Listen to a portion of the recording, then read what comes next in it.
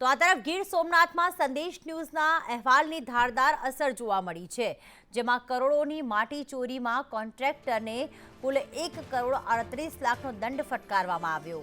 કલથિયાના કોન્ટ્રાક્ટરને ફટકારાયો છે આ દંડ। બરુલામાં સરકારી તળાવમાંથી તેમણે માટી ચોરી કરી હતી। 56,000 મેટ્રિક ટન માટી ચોરીનું ખુલવા પામ્યું હતું। ત્યારે સંદેશ ન્યૂઝે આ અહેવાલ પ્રસારિત કર્યો અને તેની અસર જોવા મળી રહી છે। સોમનાથ કોડીનાર રોડના કામમાં માટી ચોરી આવી સામે અને જેના કારણે કુલ 1,38,00,000નો દંડ કોન્ટ્રાક્ટરને ફટકારવામાં આવ્યો છે।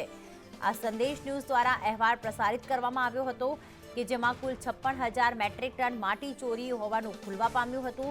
આ અહેવાલ પ્રસારિત કરતા તંત્ર હરકતમાં આવ્યું અને કોન્ટ્રાક્ટરને આ દંડ ફટકારવામાં આવ્યો છે।